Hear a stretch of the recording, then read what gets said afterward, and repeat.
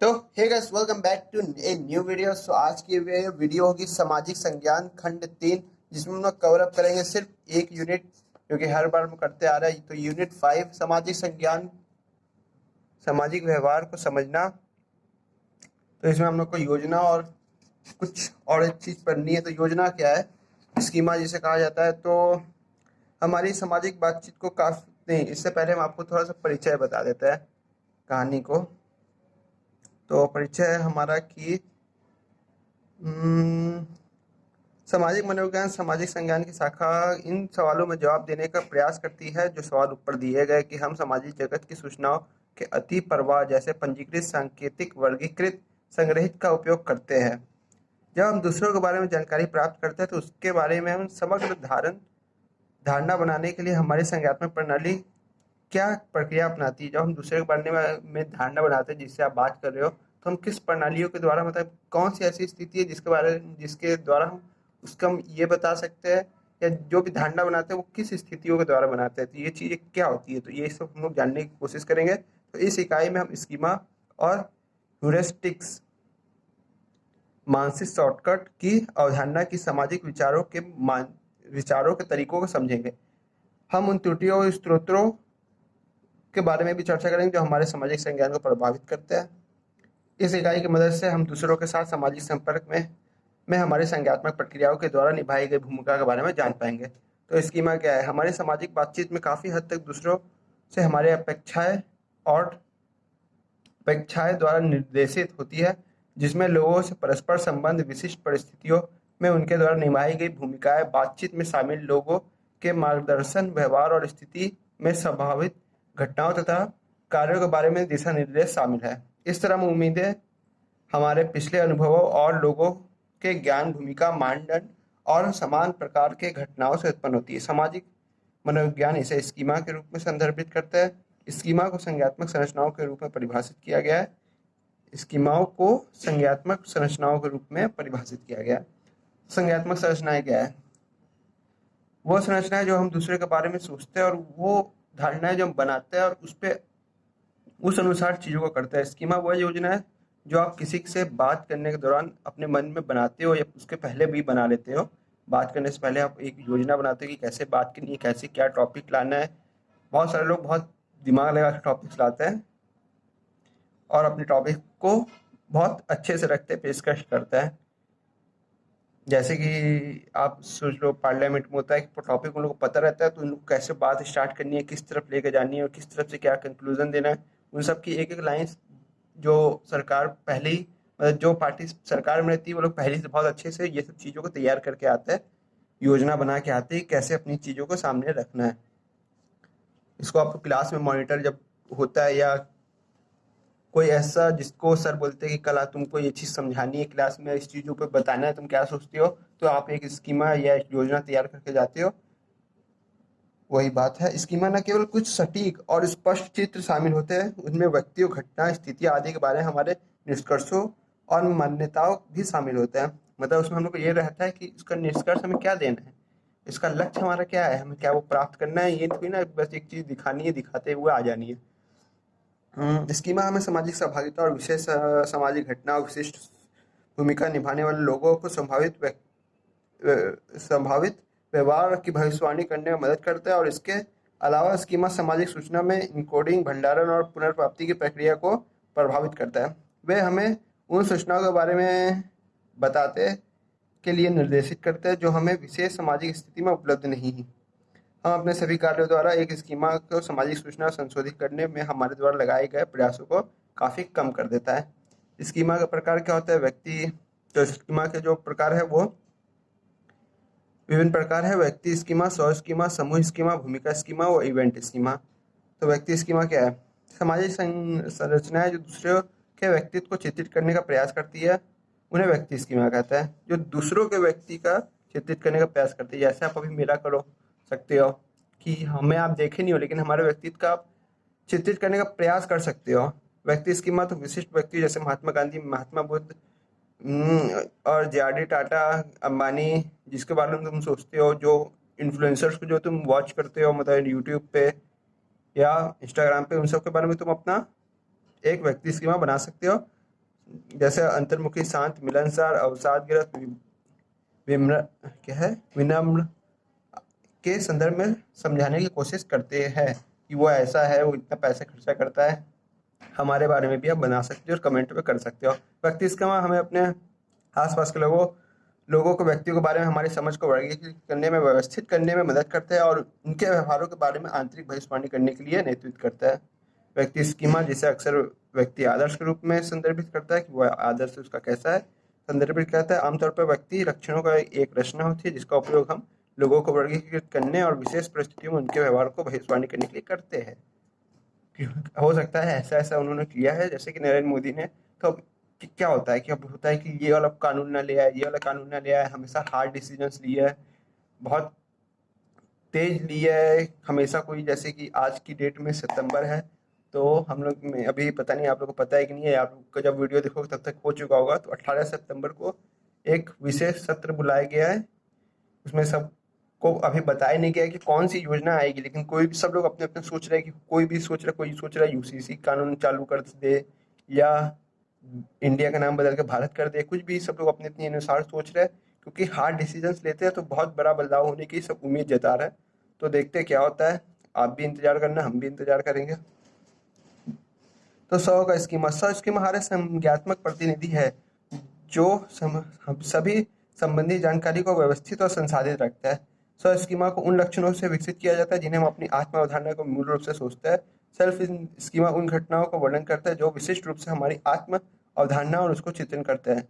हमारे पास अलग अलग संदर्भ विशिष्ट आत्म योजनाएं होती है जो विभिन्न सामाजिक स्थितियों में सक्रिय होती है। जैसे कि आप अपने ऑफिस गए, मान लो आप लोग नहीं जाते हो, मान लो आप अपनी क्लास में हो, चलो क्लास की हम बात बताते हो, या आप लोग बहुत अच्छे से समझ जाओगे। तो आप उसमें आप एक डिसिप्लिन तरीके से बैठोगे, उठोगे, ये करोगे, सर की रिस्पेक्ट करोगे, अपने फ्रेंड से बात करोगे। लेकिन अगर आपके इस क्लास के पीछे अगर आपको बोला गया कि देखो आपके तुम्हारे फादर है, तो आप पूरा वो सब साइड करके अपने फादर के प्रति स्कीमा और योजना का जो बनी रहती है हमेशा, जो घर में रिस्पेक्ट करना, सही से बात करना और सही लैंग्वेज, या अपने दोस्तों से भले ही आप दूसरी तरह से बात करते हो तो उस तरीके के फॉर्म में आप आ जाते हो। तो स्कीमा अपने आत्मकार्य बना होता है। समूह का स्कीमा वो होता है जो जैसे कि आप बनाते हो दूसरे जातियों के बारे में, धर्म के बारे में। उसमें आप डॉक्टर हो गए, भौगोलिक समूह हो गए, जाति हो गए, भाषा हो गए। तो कोई डॉक्टर का एक समूह, वकीलों का एक समूह, आप उसमें स्कीमा बना सकते हो। कि वकील बहुत झूठे होते हैं, ये कुछ भी बना सकते हैं। डॉक्टर बहुत पैसा खाने वाले होते हैं, जानवर होते हैं, इंसान होते हैं, जानवर जो तुम्हें मान लगे। भूमिका स्कीमा, तुम जैसे कि बीजेपी में नरेंद्र मोदी की बना सकते हो कि वो, इनका नेतृत्व बहुत हार्ड है। समाजवादी पार्टी में अखिलेश यादव की बना सकते हो, आम आदमी पार्टी में केजरीवाल की बना सकते हो। तो उस पूरे समूह में एक विशिष्ट इंसान की भूमिका कैसे उसको जोड़ी रखती है, ये बात बताया गया।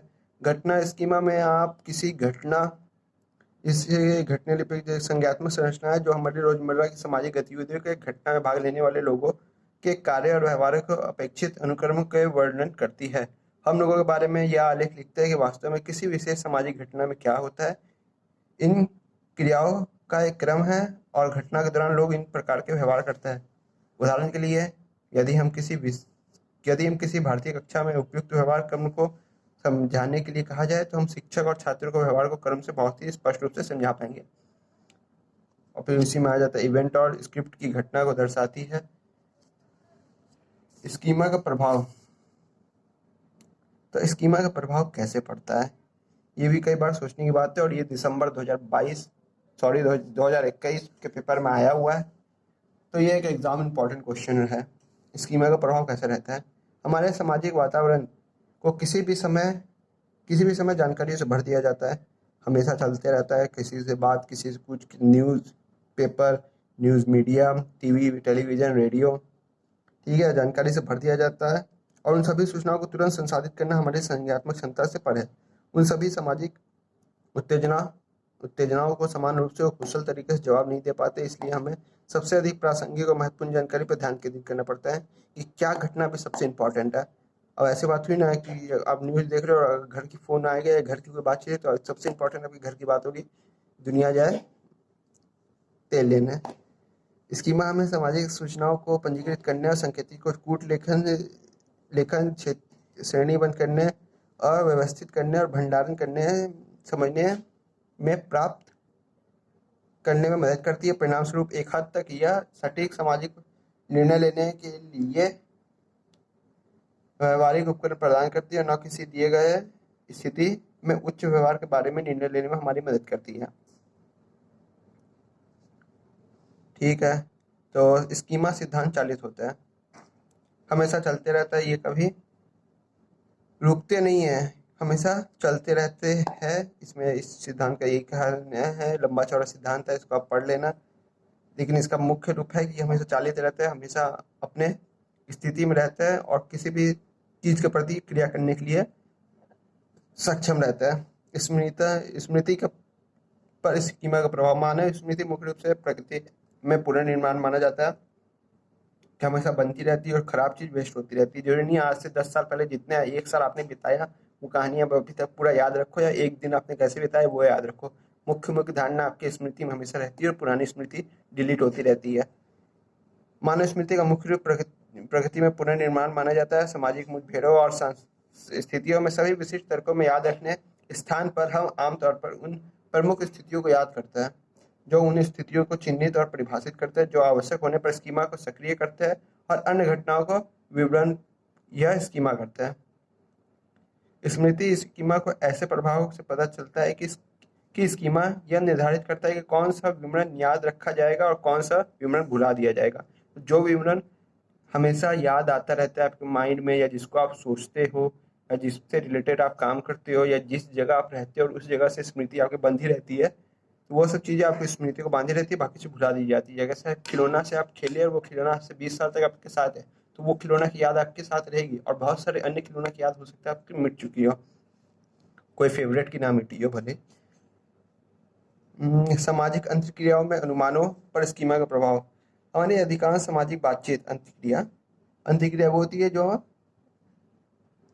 आंतरिक समूह में होती है और आपको पसंद होती है, और स्कीमा द्वारा संसाधित धारणाओं को प्रभावित होती है, और हम अपने सामाजिक परिवेश में विभिन्न लोगों के बारे में बताती है।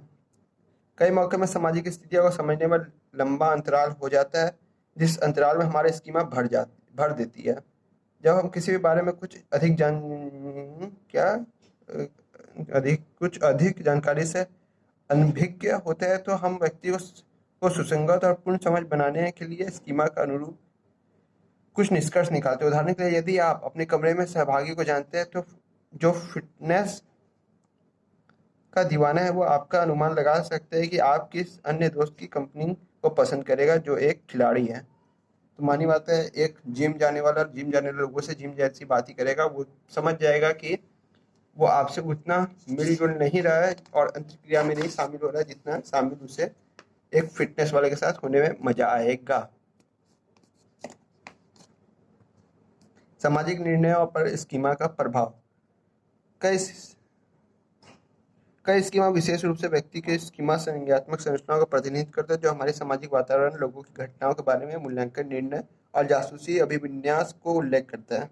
इसलिए हम जब एक विशेष स्कीमा सक्रिय होता है तो यह हमें अच्छे और बुरे, समान असमान, नकारात्मक सकारात्मक आदि श्रेणियों के संबंध सामाजिक उत्तेजनाओं को देखने में प्रेरित करता है। इसके परिणाम स्वरूप हम दृढ़ता और हमारे मूल्यांकन के अनुरूप भावनाओं को ग्रहण करती हैं।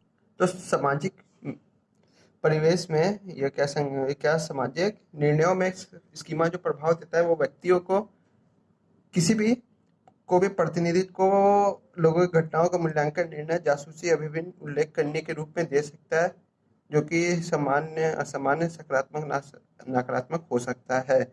और अब आगे हमारा स्कीमा एकीकृत और स्थिर होता है। तो मानी बात है, हमारी सामाजिक बातचीत के दौरान एक स्कीमा का घटक पूरे स्कीमा को सक्रिय करने में सक्षम होता है। मतलब अगर एक स्कीमा सक्रिय हो गया तो उससे रिलेटेड अन्य भी सक्रिय हो जाएंगे, क्योंकि स्कीमा का जोड़ बहुत ही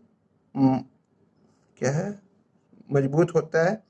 एक बार स्कीमा विकसित हो जाते हैं तो हमारे सामाजिक मुठभेदों का दौरान पुनर्सक्रिय हो जाते हैं, तो हमारे सामाजिक विचारों की प्रक्रिया का अपेक्षाकृत स्थिर हिस्सा बन जाते हैं और आगे भी वो बदलाव का विरोध करते हैं।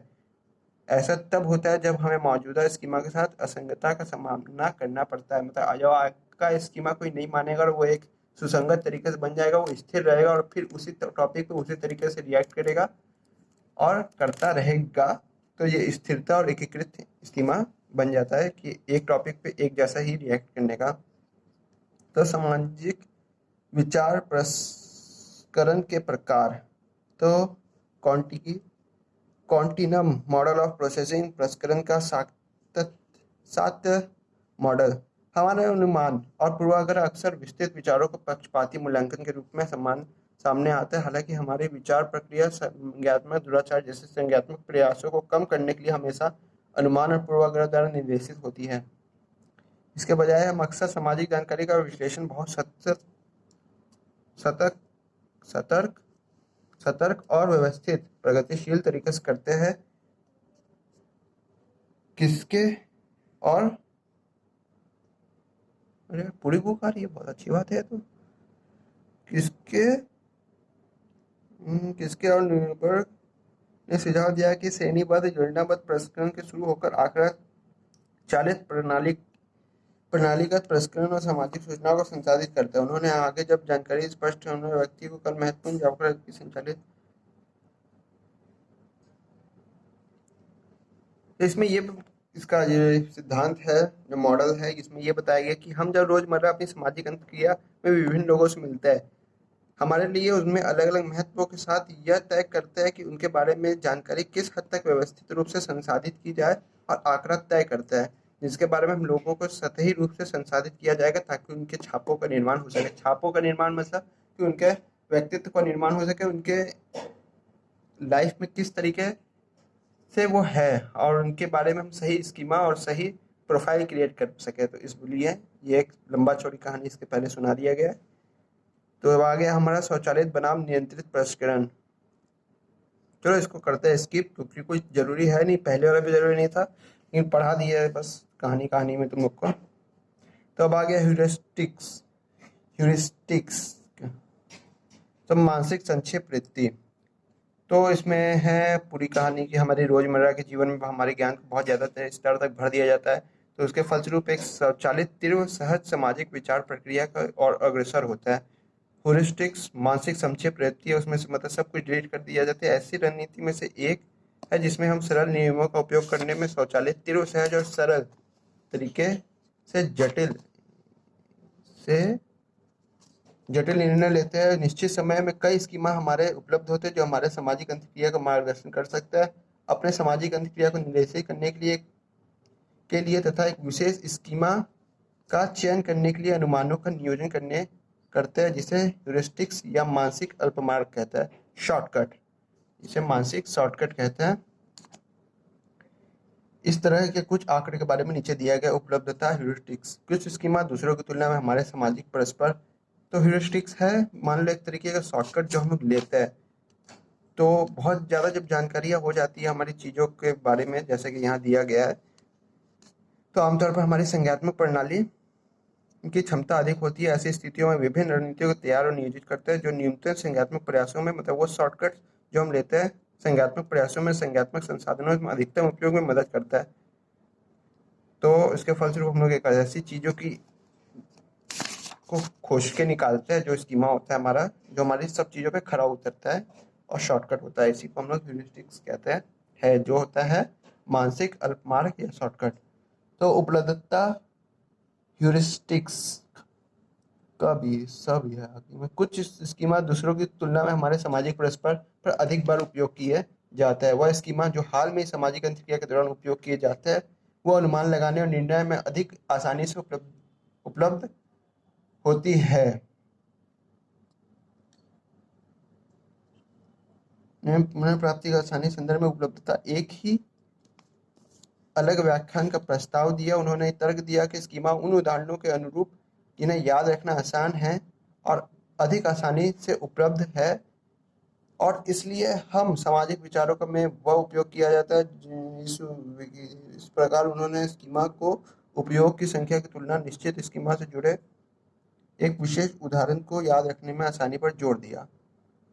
उपलब्धता ह्यूरिस्टिक्स मतलब वो चीज़ जो हमारे पास ज़्यादा उपलब्ध रहती है, उससे रिलेटेड चीज़ हमको ज़्यादा याद रहती है, उससे रिलेटेड ह्यूरिस्टिक्स हमें माइंड में जल्दी क्रिएट हो जाती है। और वो आसानी से उपलब्ध हो जाती है, याद रखना आसान होता है। यही सब कहानी है, बार बार बताया, जिन्हें याद रखना आसान होता है, जिसे आसानी से उपलब्ध, और इसलिए सामाजिक विचारों में ये उपयोग किया जाता है। प्रतिनिधि ह्यूरिस्टिक्स। जब हम अनिश्चित परिस्थितियों का सामना कर रहे होते हैं तो हम अनुमानों का उपयोग अक्सर करते हैं। ठीक है। ऐसी स्थितियों में हम आमतौर पर सामाजिक संस्थानों में बहुत आवश्यक गुणों पर ध्यान केंद्रित करते हैं और हमारे संज्ञानात्मक प्रणाली आयोजित विभिन्न स्कीमाओं के साथ उनका मिलान करता है। इसके अलावा स्कीमा जो विशेष रूप से सामाजिक इकाइयों और की विशेषताओं के साथ सबसे निकट मिलती है, उसका उपयोग करता है। कुछ स्थितियां निरूपण ह्यूरिस्टिक इतना मजबूत हो जाता है कि विरोधाभासी सबूत की सांख्यिकीय जानकारी की उपस्थिति में भी नियोजित हो जाता है। मतलब जब हम किसी चीज़ का प्रतिनिधित्व करते हैं तो उसमें हमारे पास बहुत सारी आइडियाज़ होते हैं, बहुत सारी चीज़ होती है, लेकिन जो हमारे पास सबसे पास और सबसे करीब होता है और हमारे पास जिसमें सबसे ज़्यादा साधन होता है, तो हम लोग वो चीज़ चुनते हैं। और भले ही हम लोग को उसका कुछ सांख्यिकी और ये पता रहे विरोधाभास है, जैसे कि इसमें दिया निरूपण में इतना मजबूत हो जाता है कि विरोधाभासी सबूत और सांख्यिकी जानकारी की उपस्थिति में भी नियोजित हो जाता है कि उपस्थित मतलब गलती होने के चांसेस को भी पता होने के बाद भी हम उसके पास वाला ही नियोजित किया जाता है। स्थिर और समायोजन ह्यूरिस्टिक्स। ऐसी स्थिति में जहां एक सामाजिक निर्णय लेने में किसी सामाजिक मुद्दे पर अपनी राय व्यक्त की आवश्यकता होती है, इसके जिसके बारे में हमारे पास विशेषज्ञता नहीं होती, हम आमतौर पर कुछ हद तक व्यवहारिक संकेतों के आधार पर अनुमान लगाने की कोशिश करते हैं। तुक्का मारा जाता है जहाँ हर जगह, जब कोई क्लास में कोई टीचर ऐसा टॉपिक पूछे जिसके बारे में कोई ज्ञान नहीं है, लेकिन वहाँ पे अनुमान लगाने की कोशिश की जाती है। यह संकेत एक शुरुआती बिंदु के रूप में या एक लंगर के रूप में कार्य करता है और आगे हम अपने अंतिम निर्णय पर राय पर पहुंचने के लिए शुरुआती बिंदु में संशोधित हुआ समायोजन करते हैं। फिर उसी में हम लोग टेढ़ा बाका इधर उधर से कहानी सुनाते हुए क्लास के कुछ बिंदुओं को शामिल करते हुए स्टार्ट करते हैं। मान लीजिए आपको एक परीक्षा में दिल्ली में जनसंख्या के बारे में पूछ लिया गया। यदि आपको उस जनसंख्या को नहीं जानते हैं, लेकिन आप हरियाणा की जनसंख्या को जानते हैं, तो आप हरियाणा से आबादी का एक स्थिरन के रूप में उपयोग कर सकते हैं, यह सोचकर कि दिल्ली हरियाणा से कुछ छोटी होनी चाहिए। अपना अनुमान लगाने के लिए हरियाणा की जनसंख्या को नीचे की ओर समायोजित करने से है। सामाजिक निर्णयों के अधिकांश मामलों में हम आमतौर पर खुद को एक एंकर के रूप में उपयोग करते हैं। तो ऐसा बताना दिल्ली की आबादी कितनी है, हमें जहाँ तक पता है 2 करोड़ से ऊपर है। मतलब एग्जैक्ट किसी को पता हो तो बताना, ऐसे क्योंकि दिल्ली के लोग बहुत वीडियो देखते हैं। सामाजिक अनुभूति में त्रुटियों के स्तोत्र। ओ, एक मानव के रूप में हम जानबूझकर सामाजिक रूप में लोगों की घटनाओं के बारे में कुछ हद तक त्रुटि मुक्त निर्णय मूल्यांकन और निर्णय लेने के लिए तार्किक रूप से सोचने की इच्छा रखता है। क्या बोला है? मुक्त निर्णय, त्रुटि मुक्त निर्णय मूल्यांकन और निर्णय रखने की इच्छा रखता है। ठीक है। हालांकि विभिन्न अवसरों पर हमारी सामाजिक विचार प्रक्रिया कुछ तार्किक मानकों को नजरअंदाज करती है। मतलब कुछ गलतियां हमें बोलते चलो चलो जान दो रहने दो। हम अपनी सामाजिक दुनिया में समझने के लिए संज्ञानात्मक प्रयास करते हैं जो बाद में हमारे सामाजिक संज्ञानों में त्रुटियां उत्पन्न करती है। फिर हम लोग की वही छोटी गलती हम लोग पे हावी पड़ती है और हम लोग को ठोक देती है आके। समाज संज्ञानात्मक प्रयोगात्मक स्व आत्म सिद्धांत। संज्ञानात्मक अनुभवात्मक आत्म सिद्धांत का तर्क यह है कि कई बार एक सामाजिक स्थिति का मूल्यांकन करने के लिए तार्किक सोच पर पिछले अनुभवों के आधार पर हमारे सहज ज्ञान युक्त विचारों को पसंद करता है। मतलब वो चीज़ जो हमारे से रिलेटेड पहले भी कुछ हो चुकी है, उसी को हम वापस यूज कर लेते हैं इसी से कुछ रिलेटेड चीज़ में। मतलब वो 50% पहले हमने किसी चीज़ को 100% हल किया हुआ है, तो अगर यही प्रॉब्लम उससे 50% मैच करे तो हम वही वाला फॉर्मूला दोबारा अप्लाई कर देते हैं। जब एक क्रिकेटर खिलाड़ी जूते में की एक जोड़ी के साथ शतक बनाता है तो वो आने वाले मैचों में भी उसी जोड़ी जूते को पहनता है ना जारी रखता है, भले ही पुरानी जोड़ी के जूते पहनने पर उसे जोखिम परिणामों को उठाना पड़े। बोले ना, ऐसे सहज विचार उसके अतीत के अनुभव को उत्पन्न होता है कि पुराने जूते पहनना उसके लिए भाग्यशाली रहेगा।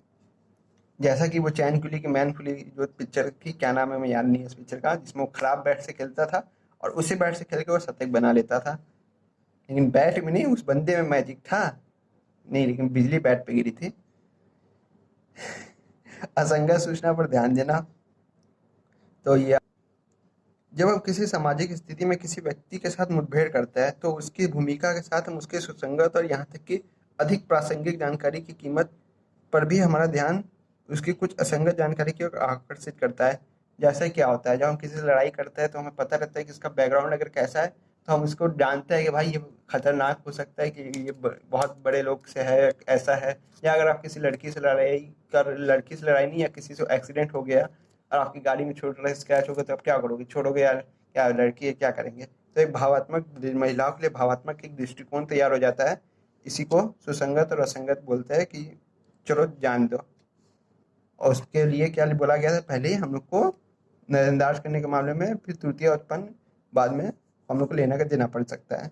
नकारात्मक पूर्वाग्रह। नकारात्मक पूर्वाग्रह यह धारणा संदर्भित करता है कि समान तीव्रता के होने पर भी सकारात्मक विचारों की तुलना में मानव ने नकारात्मक सामाजिक जानकारी की संस्थानों, घटनाओं, वस्तुओं, व्यक्तिगत लक्षणों आदि को अधिक वजन देने की प्रवृत्ति होती है। यह लक्षण उनकी सकारात्मकता और नकारात्मकता के संदर्भ में भिन्न होते हैं, तो नकारात्मकता लक्षण अंतिम प्रभाव को प्रतिकूल रूप से प्रभावित होता है। जैसे कि आप लोग में से किसी का भाई हो या बहन हो, वो अपना फोन रख के घर से चला जाए, कहे क्या होगा? सब आप उसमें सकारात्मक भावुकता नहीं, पूर्वाग्रह नहीं देखोगे, नकारात्मक पूर्वाग्रह देखोगे। कोई उठा के ले गया होगा, कुछ भी हो सकता है, भाग गई हो, गिर गई हो, पड़ गई हो, कूद गई हो, ये हो गया, तो नकारात्मक पूर्वाग्रह पहले होता है। फिर नियोजन पतन। तो ये नियोजन पतन क्या है? तो यह है कि किसी भी कार्य को पूरा करने में लगने वाले समय के बारे में निर्णय लेते समय, आप निर्णय ले रहे हो किसी कार्य को पूरा करने में समय में, हम अक्सर आवश्यक समय से कम आंकते हैं, और निष्पादन के समय में आमतौर पर उस समय की अवधि को निरीक्षण करते हैं, तो हम खुद को सौंपा था उस नियोजन के पतन। इसे नियोजन के पतन के रूप में जाना जाता है। इसका कारण यह है कि शुरू में आप आवश्यक समय तो लेते हो, और पुराने काम के आधार पर आप उस समय को कुछ बढ़ा लेते हो कि चलो इतना ही समय लगेगा, और उसमें फिर देरी होने पर आप बाहरी चीज़ों पर दोष डाल देते हो कि ऐसा ऐसा हो गया, ऐसा ऐसा हो गया, या समय पर आपका खुद का ही काम पूरा नहीं होता है, तो आप ऐसा ऐसा काम करते हो। इसमें समय का खेल है कि आप अपने समय को किस हिसाब से काम करने के लिए मांगते हो, और फिर उस काम को नहीं पूरा कर पाते हो, या पुरानी धारणाओं से अपने काम के समय को जज कर लेते हो कि पहले भी हमने ये काम इतने में किया था, इससे 20 मिनट हम आगे का समय बता दे रहे हैं किसी को कि इतना समय में पहले भी किए हुए थे, तो इतने इससे 20 मिनट अधिक का समय लगेगा, और काम न पूरा करने पाने की दशा में आप दूसरे के ऊपर वो बात डाल देते हो। बहुत सोचने की स्वाभाविक लागत। तो इसमें आता है बहुत सोचने की संभाविक लागत। अवसरों की संख्या पर हम अत्यधिक सोच विचार करते हैं। अवसरों की संख्या पर अत्यधिक सोच विचार करते हैं, जिसके परिणाम स्वरूप भ्रम, निराशा और गलत निर्णय होते हैं। अवसरों की संख्या पर हम अधिक सोच विचार से भ्रम, निराशा और गलत निर्णय होता है। इसमें अब आपको एक टेस्ट दी के एग्जांपल दिया गया कि स्ट्रॉबेरी जाम का मात्र मूल्यांकन करने को कहा गया। आध आधे प्रतिभागी को आधे प्रतिभागियों क्या लिखा है अपने शोध में, प्रतिभागी में से आधे को स्ट्रॉबेरी जाम का मूल्यांकन करने को कहा गया। उसमें से आधे को मूल्यांकन करने, उस मूल्यांकन की गहराई का विश्लेषण करने के लिए कहा गया। शोधकर्ता ने प्रतिभागियों को दो समूह में बिना निर्णय की शुद्धता के बारे में विशेषज्ञों, जिन्होंने पेशेवर रूप से विभिन्न उत्पादों की तुलना की, राय ली। उन्होंने पाया कि विशेषज्ञों के अनुसार प्रतिभागियों ने दूसरे छमाही का निर्णय रेटिंग गहराई का विश्लेषण करने वाले पहले छमाही के प्रतिभागियों को शामिल नहीं किया गया था कि तुलना ज़्यादातर सटीक नहीं थी। मतलब अधिक निर्णय सोचने से, विचार करने से आपको निराशा, भ्रम और गलत निर्णय होता है। इसका ये सिद्धांत है। प्रति प्रतितथ्यात्मक प्रति तथ्यात्मक अरे यार, तथ्यात्मक है। प्रति तथ्यात्मक सोच, हम तो क्या ही पढ़ने वाले थे।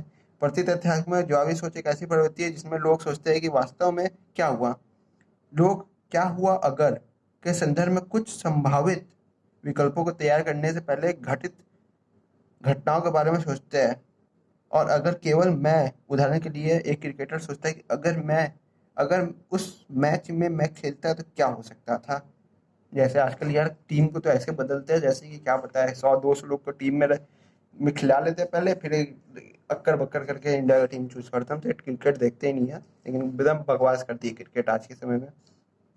जादुई सोच और तंत्र मंत्र का चिंतन। जादुई सोच एक तरह का सोच है जिसमें तर्कहीन धारणा शामिल होती है, मतलब जिसमें कोई फैक्ट नहीं होता, जो अक्सर समानता के कानून या छूत के कानून से जुड़ी होती है। समानता का कानून हमारी इस धारणा को बताता है कि एक दूसरे के समान दिखने वाले लोगों में समान मौलिक विशेषताएं होती है। उदाहरण के लिए कुछ बच्चे छिपकली के आकार में बिस्किट खाना पसंद नहीं करते हैं।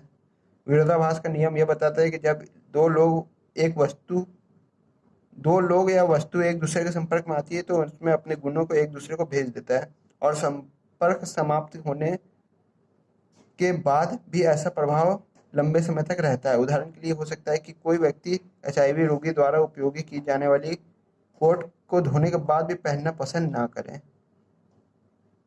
होता है, होता है, होता है।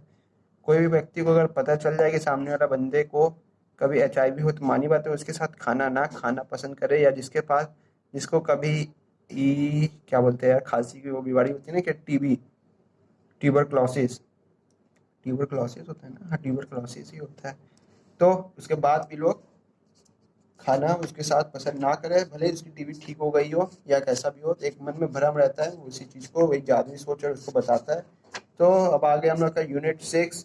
तो यूनिट 6 को हम लोग कवर अप करने के लिए नेक्स्ट वीडियो में आपको देखना पड़ेगा। ये वीडियो कैसी रही आप कमेंट करके जरूर बताना। वीडियो अच्छी लगी हो तो चैनल पर लाइक करना, वीडियो पर लाइक करना, चैनल को सब्सक्राइब करना, और गाइस मिलते हैं एक नेक्स्ट लेवल के नेक्स्ट वीडियो में। और किसी भी तरीके के डाउट और प्रॉब्लम हो तो आप कमेंट बॉक्स में कमेंट कर सकते हैं। और टाटा बाय बाय, जाओ पढ़ो।